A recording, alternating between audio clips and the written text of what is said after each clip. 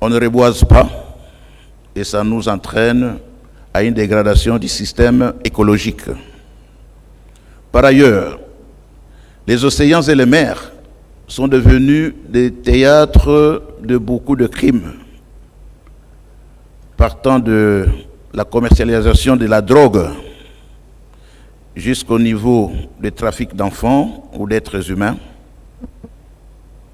Tout ce monde passe par la mer, les océans. Alors, ce deux genres de crimes constituent ce soir les points qui vont nous permettre de voir.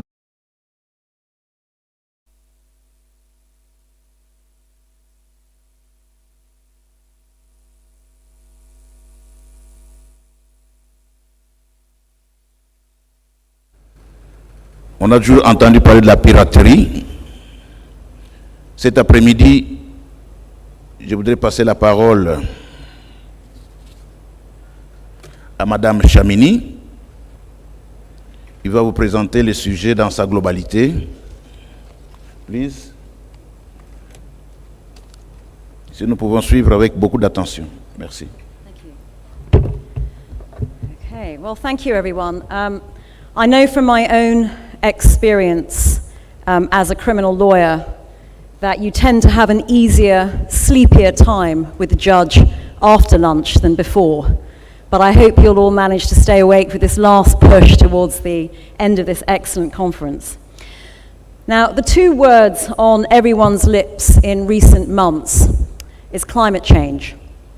And for us as prosecutors, crimes against the environment are increasingly informing your discussions with donors, IGOs and NGOs, and the public actually, who are going to, if they're not already, demand that you do something about it. But crimes against the environment are nothing particularly new. For years, we have had to contend with illegal logging, deforestation, pollution, sand mining, charcoal production, charcoal burning, waste trafficking, and more.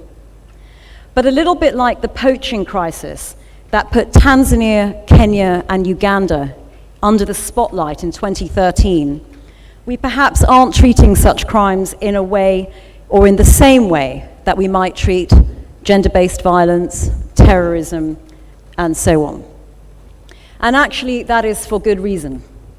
You as prosecution authorities, not all I'm saying, but many of you, actually have limited resources. You have trouble recruiting and retaining good staff. You have to rely on external sources for your training of your staff. And to that extent, often their agenda, rather than yours, will be prioritized. Many of your authorities are relatively young in terms of being truly independent authorities. Unlike, say, the Crown Prosecution Service in England and Wales, which is now nearly 4 decades old. Some of you still have police prosecutors exercising your prosecutorial function.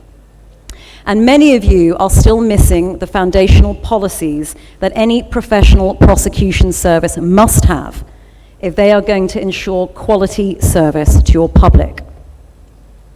So as far as concerns about climate change and crimes against the environment are concerned, I'm going to just highlight in the 15 minutes that I have some particular challenges that I note. And on maritime crimes outside your territorial waters, I'm going to defer primarily to Pooja, who is an expert on these matters. But I'll just raise a couple of issues that are worth thinking about. Now, in tackling the poaching crisis in Kenya over 10 years ago, it started probably really in earnest about 10 years ago.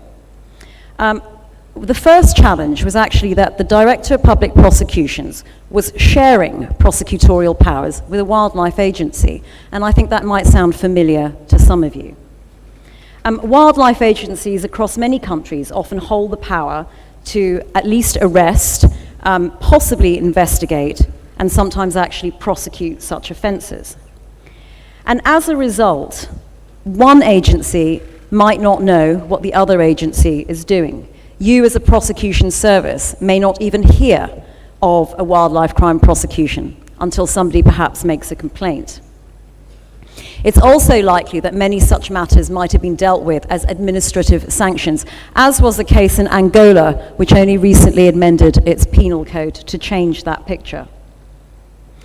Furthermore, unlike wildlife crime or wildlife criminals, in the context of environmental crimes, you may well be targeting corporate entities, raising questions of corporate liability, which in turn requires your prosecutors to make decisions on whether this is a case of vicarious liability or whether this is a case that relies on the identification principle, identification or establishment of a directing mind in that corporate entity. Do you have the necessary guidance to guide your prosecutors and investigators on those legal issues?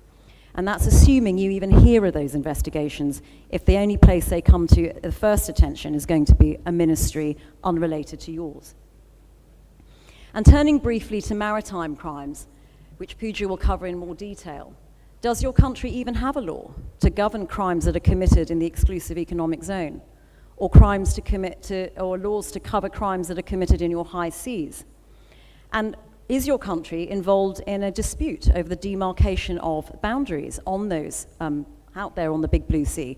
Where you are concerned in these regional disputes, where does that leave your service when it comes to jurisdictional questions on who is going to prosecute and for what? And then finally, of course, you have capacity issues. Some of your countries or coastal countries don't have a coast guard. I've seen firsthand that sometimes coast guards don't have enough boats, or the boats they have don't have enough fuel, and I've seen officers assigned to coastal regions who don't know how to swim. There are 33 coastal states along with island nations across Africa. There are about 100 ports across Africa, 52 of which handle international trade. And so we can immediately see that with transnational organized crime and the trafficking of contraband, whether that is wildlife products, forestry, drugs, counterfeit products, and so on, you do have an immense challenge ahead of you. And so what my advice is, from my experience of working across this continent for the last 10 years, is to get ahead of the curve. And it begins, I would suggest, for you as the heads of prosecution authorities, to get your office onto a firm foundation in terms of policy, performance competencies of your staff, and performance management. Having a training and a roundtable discussion to build capacity will leave an impact that will only last as long as the individuals who are trained. It has to be institutionalized. And when we think about what we're trying to achieve as a prosecution service and your role in the criminal justice system, is that you want your criminal justice system to deter criminals in your jurisdiction.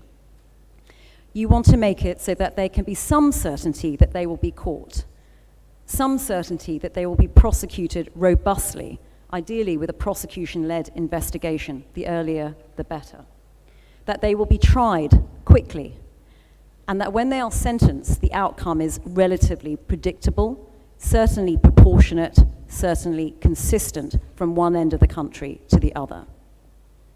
So, strong prosecutions, trial without delay, and prescriptive sentencing guidelines are three sort of areas that I particularly focus on and would encourage you to do so. Now, here in Kenya, the starting point when the ODPP was firmly established in 2012 under the Constitution was to codify the decision to charge. And you may remember on the first day there was a video explaining the evidential test, the public interest test, the threshold test. This was further refined in 2019.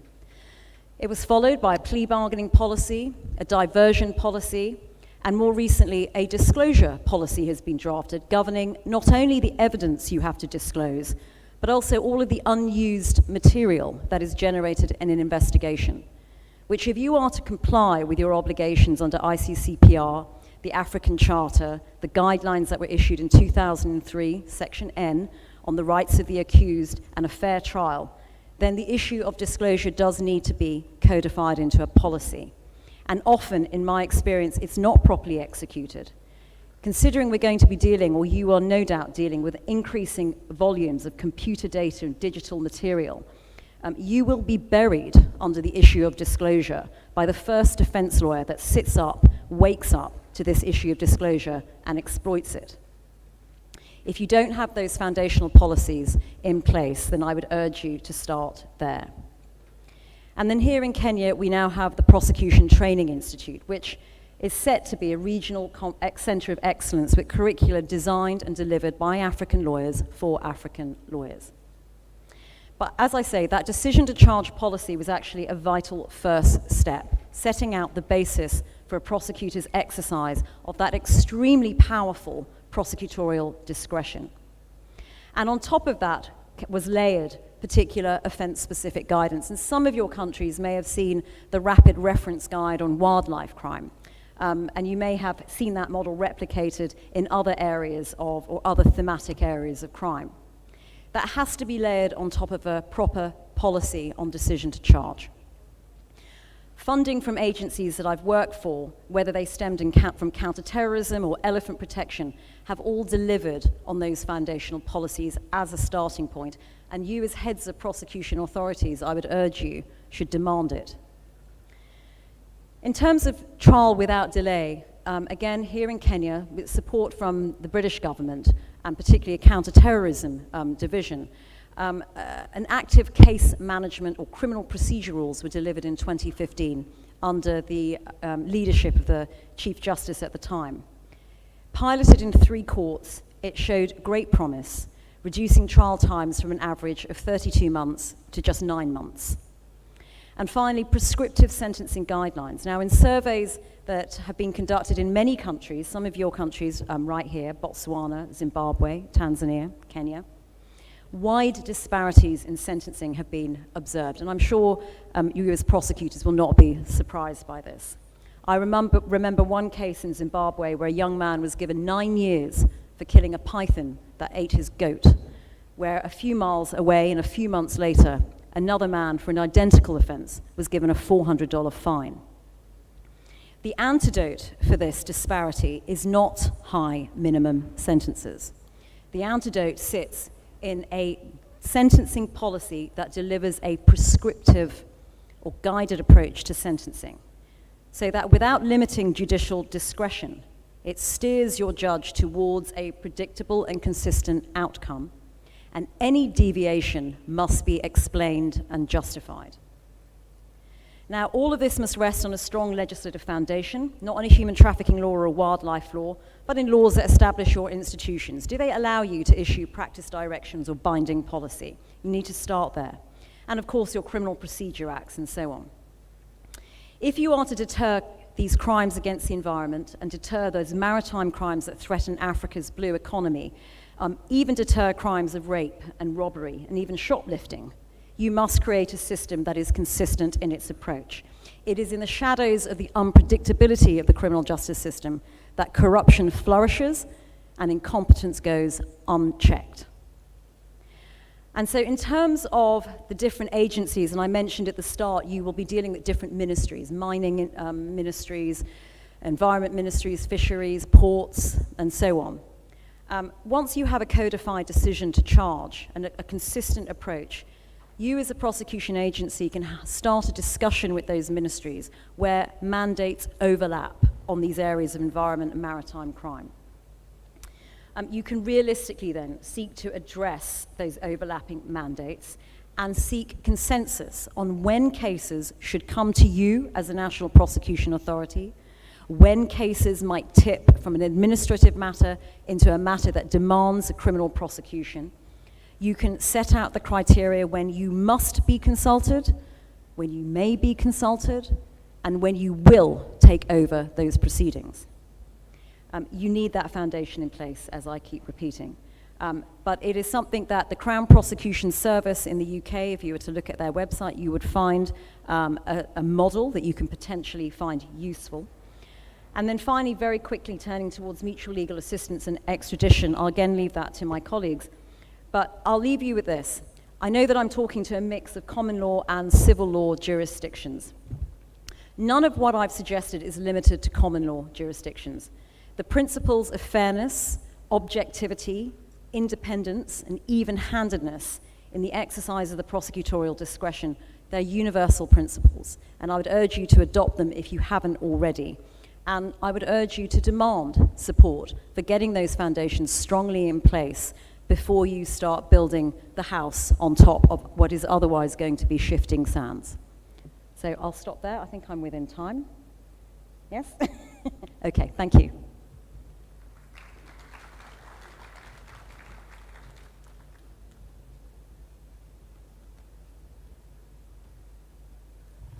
Merci, Madame Chamini, pour votre exposé tellement riche que on se demande si nous sommes restés insensibles par rapport aux dangers qui nous guettent. Le danger est réel. On a parlé des ports où on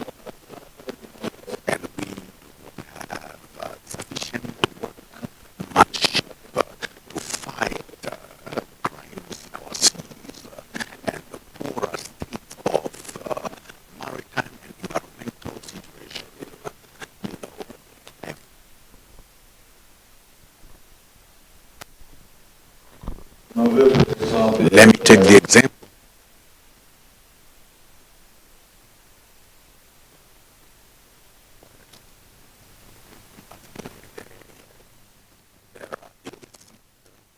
Et pourquoi est-ce que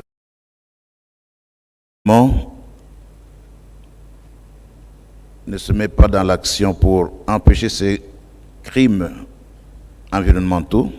Sinon, alors, que fait l'organe poursuivant le ministère public pour condamner ceux qui sont victimes, ou plutôt ceux qui poursuivent, qui sont auteurs de ce genre de crimes? Je crois que personne n'ignore que la RDC, c'est autre chose, parce que ces abattages sont encadrés par des groupes armés. Ici, nous sommes en train de parler et de ces crimes écologiques, ces crimes maritimes qui apportent des dividendes à ceux qui les commettent, qui réinvestissent l'argent qu'ils en retirent dans le blanchiment d'argent, dans le financement du terrorisme. Au finish, c'est toujours un cercle vicieux. Comme l'a dit Madame Chamini, j'espère que les organes poursuivants que nous sommes allons y mettre des nôtres dans la répression de ces crimes qui sont en train de favoriser la misère de nos populations, de créer des incertitudes, au risque même de faire en sorte que l'Afrique ne puisse pas décoller. Nous allons passer au panel, aux panélistes qui sont avec moi ici. Je vais inviter Madame Élise Espérance Yochou Nana. Elle vient du Cameroun.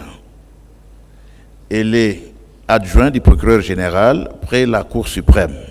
Donc c'est un haut magistrat.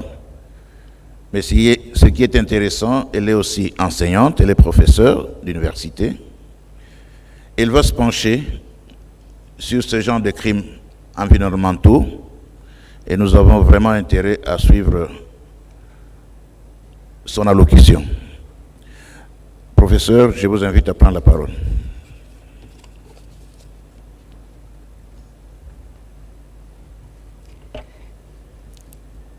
Je vous remercie, Monsieur le procureur général. Bonsoir à tout le monde. Je prends la parole pour apporter ma petite contribution à la réflexion sur la collaboration et la coordination des États africains dans la lutte contre les crimes environnementaux transnationaux. Mon intervention s'articulera autour de 3 points. Une brève définition des concepts. Some examples to let us see clearly the problem, then suggestions for a better cooperation amongst our states in order for us to better track the transnational environmental criminals. From Stockholm Conference in 1972, African states, countries all over the world consider the environment to be their priority, and thus is of great importance because environmental crimes, because transnational environmental crimes are growing rapidly in all the countries of the world. Following the United Nations Program for Environment, in a report of the year 2022, environmental crime, transnational environmental crime has become a great crime, and it is right after drug traffic, contrabands, human exploitation, and slavery, and so we need to fight against it. The expression criminality, environmental criminality means that everything that is done to the environment by human beings to the detriment of the people and of future generations. The General Assembly of the United Nations for Environment classifies classifies this category: illegal business of fauna and flora, the exploitation of forest goods, illegal fishing, movement of toxic goods, and dangerous in the nature and in our seas. Mineral exploitation and illicit of protected animals in the forest, wild animal. Why is it becoming transnational?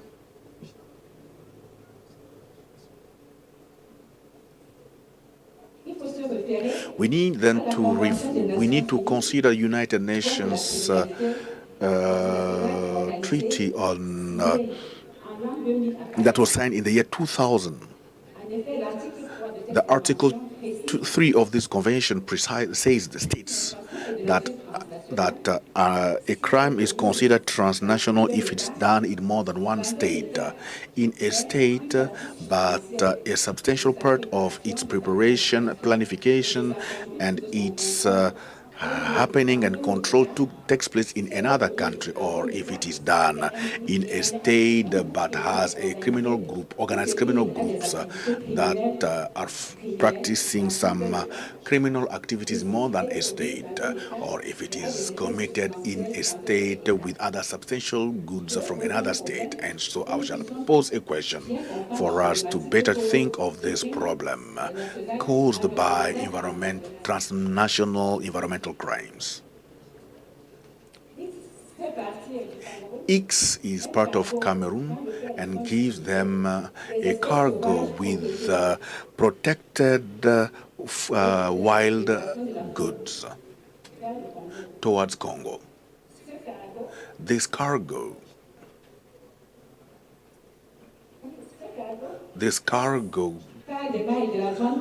passes through Cameroon, but at the entry of Congo it is seized. The question that we need to ask is to know, what should the Congolese jurisdiction do? This Cameroonian arrested seized in Congo with a transnational crime because something that is going to be sold in Congo, is that can that crime be judged by Congo? And the question is very important because if we think of the territorial law of penal code, and if Congo does not have a universal law, they will not be able to. So what will they do of that Cameroonian who has crossed the Congolese border with such cargo? What will be the case of the destination of that cargo? What should happen? Will it be resent back to Cameroon? Will it be sent to Congo? These are kinds of questions that environmental transnational crimes bring to us as questions. In Cameroon, there are many laws to punish environmental crimes. There are many laws, special laws that are put in place, but there is no reference to transnational environmental crimes. And this creates serious problems because when these crimes are committed, we do not know exactly what to do. And so we need to go back, check out the convention on this law, and which does not speak of transnational environmental crimes. And so sometimes, very recently in Cameroon, we did seize a cargo that was carrying ivories that were hidden in Chile cargo, and they were seized coming out of the country. So they destroyed them. They were burnt, and the author of this crime was arrested thanks to the national law. And so there are agreements, bilateral agreements between Cameroon and other countries in order to see if there are transnational crimes, how to control. But it's a bit hard. It is true that with the example that I have shared, though the experience I've seen in Kenya, where there's an independent DPP, the procedure might be easier. In my country, the DPP's office is not independent. It depends with the Ministry of Justice. That's why in cooperation, the fight against these things are a bit. We shall be working maybe through an advocacy to suggest such kind of independency for us to better fight international environmental crimes. Thank you very much. Thank you very much, Professor. She is true. In Cameroon, DPP's office is not independent. Quickly, I will give the floor to Madame Gakoy.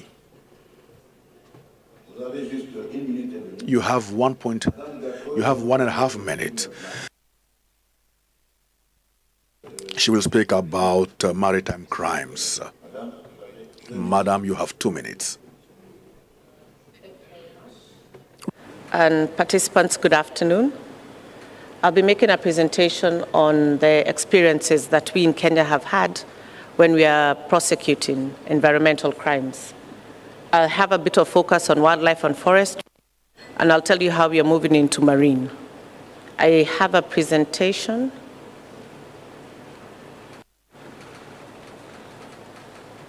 Yes. So when we talk about marine and environmental crime, it's all transnational.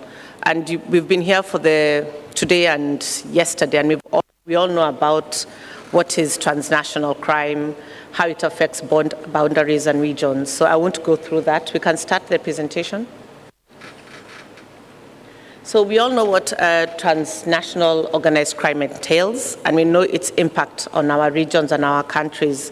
The fact that a lot of money is made and it moves out of our countries, out of our own banking systems, and is used to destroy our environments, our social structures, and basically things that could assist the country. Money is used to destroy these things. And that's why it comes to transnational. And then we talk about environmental degradation. This transnational crime is destroying our environments, it's destroying our countries and also the social structure. Next slide. So we often see environmental crime as victimless. There is no person coming to complain or no family member crying, but we are the victims and our children. It has a very big difference on how our population will live and thrive as we move forward. Therefore, we must make sure that we protect our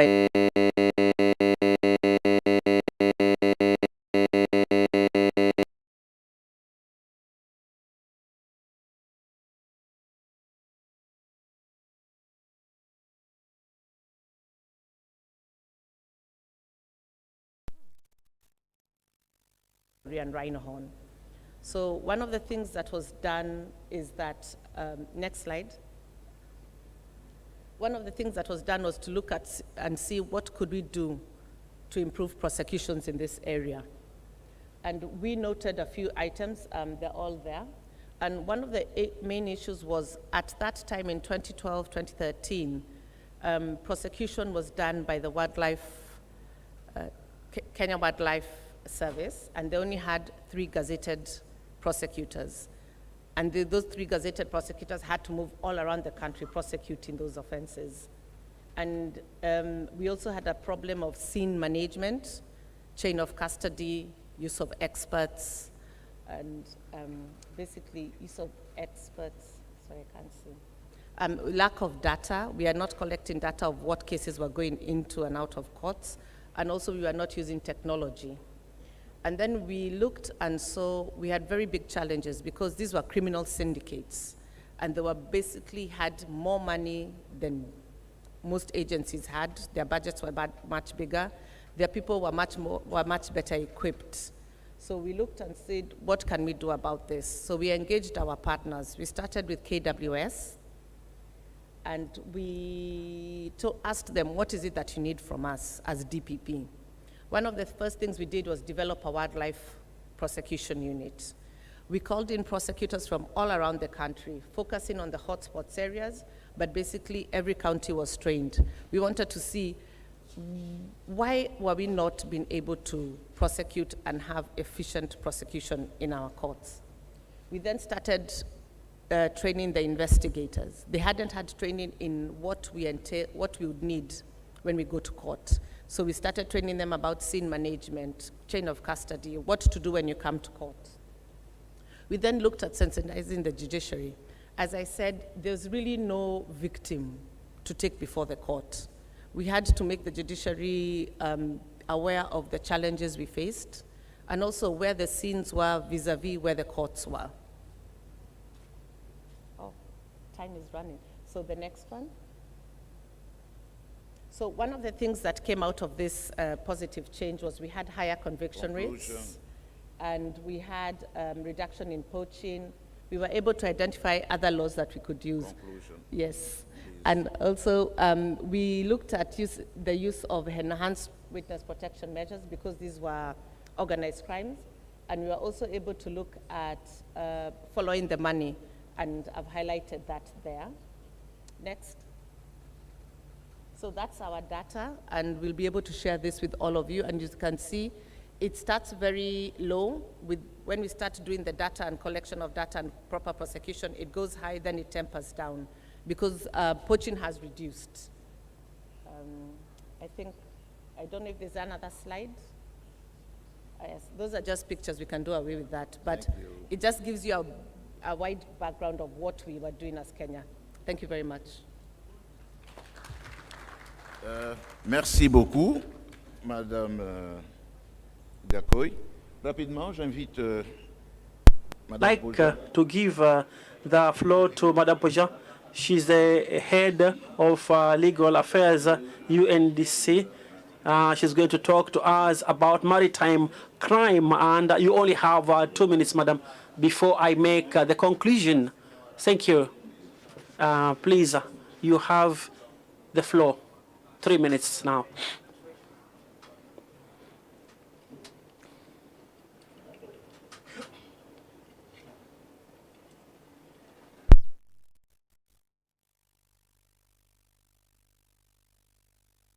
Gentlemen, I'm from the UNODC, and I will be focusing on maritime crimes.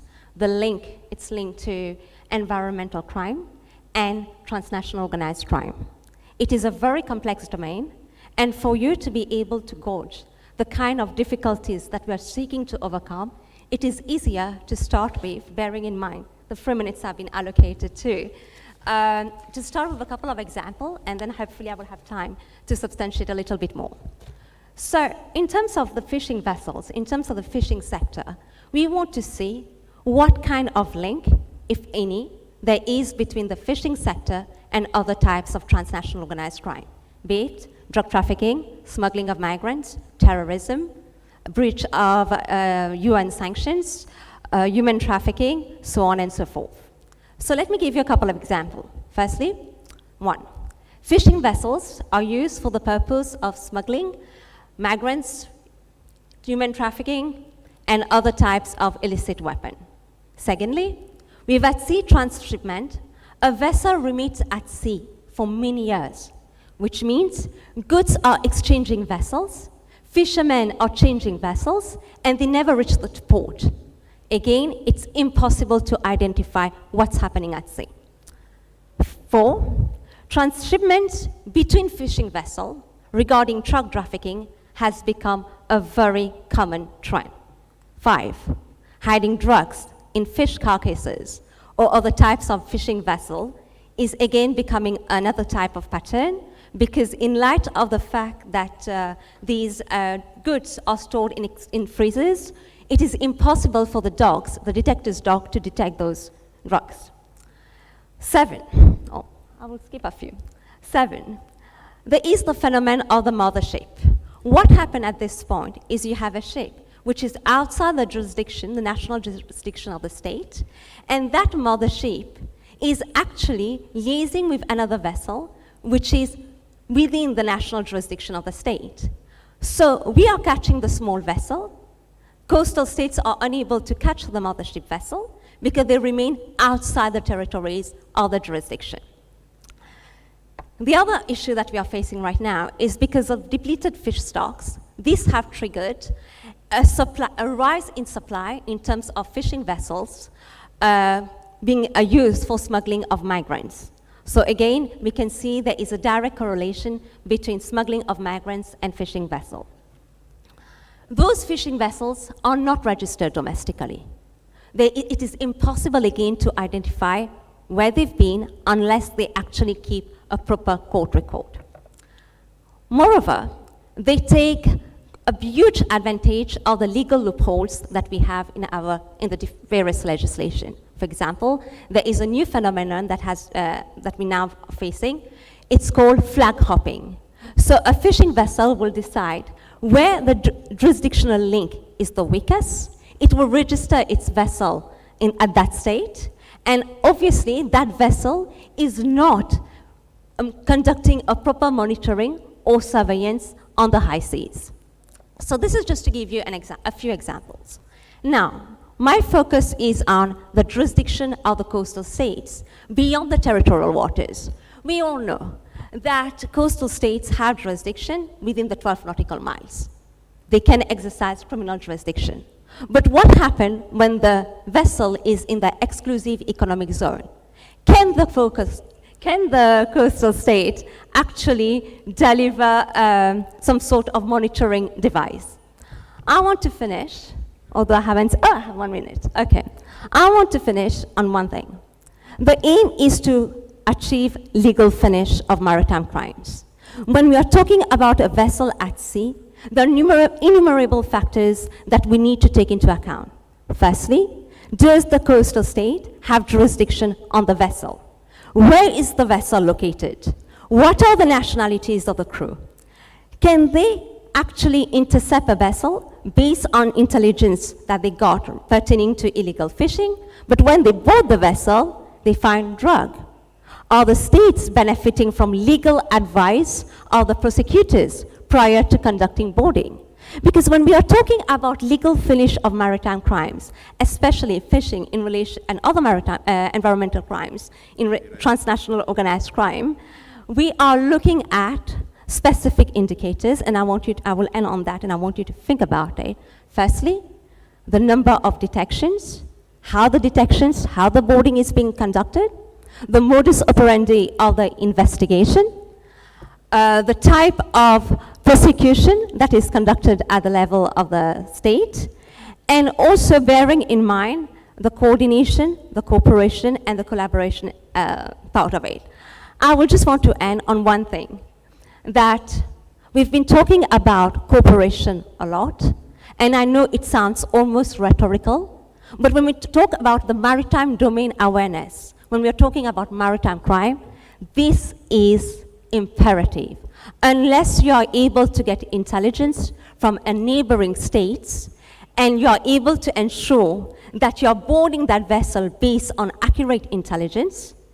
If you don't, once you've got the vessels and you've got the intelligence, you need to ascertain that you have the equipment, the crew who are fully well trained, and if there is an issue, you should be able to call upon the neighboring state to come and help you.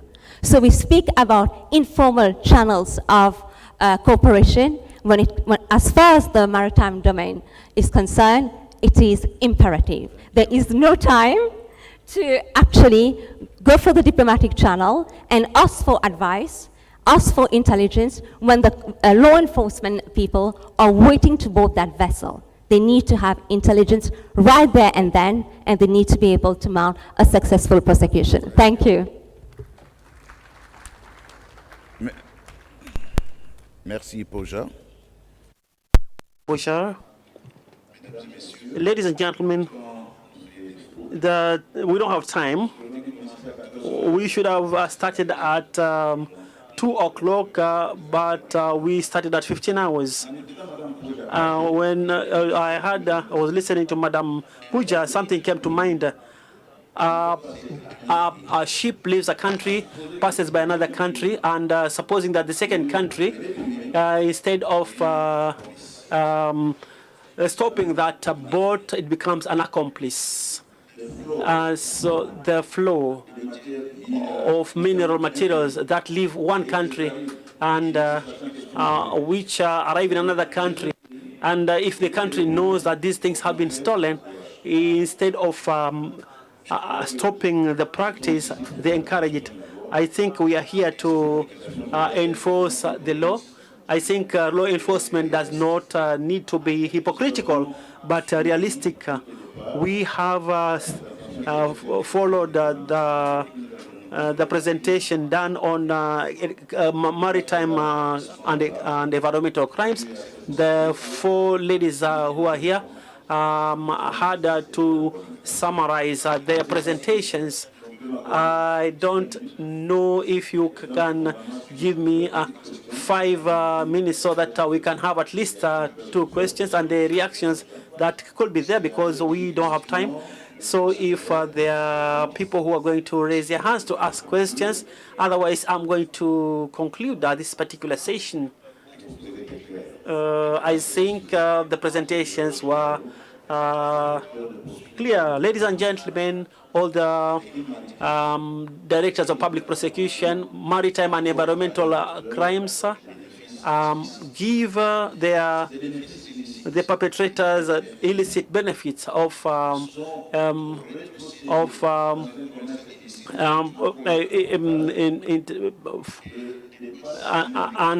this money that is earned by these people finance terrorism and violent extremism, and also money laundering. And in all honesty, of which we are capable. His Excellency William Ruto, the President of Kenya, told us that he is expecting results from us. What would you look at yourself when you become an accomplice of people who steal, people who destroy? I'm a prosecutor. And if I'm brought a thief and then I release them, so it means that if I release this criminal, the criminal is going to do the same thing. So it's up to me to ask everybody, because you are law enforcement agencies. You are law agencies. So we should take this law to be our sole master of our work, and so that we can fight this transnational crime, so that we can apply this law in its strict interpretation. I would like to thank the person who gave me 2 minutes. I would like to wish everyone a good evening. Thank you very much.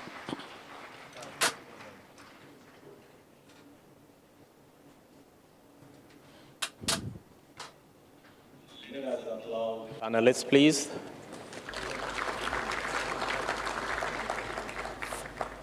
Thank you very much, panelists.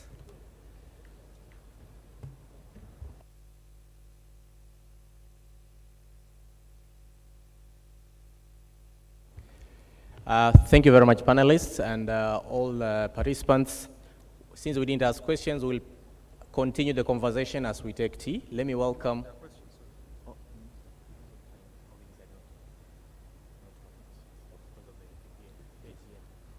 Okay, sorry.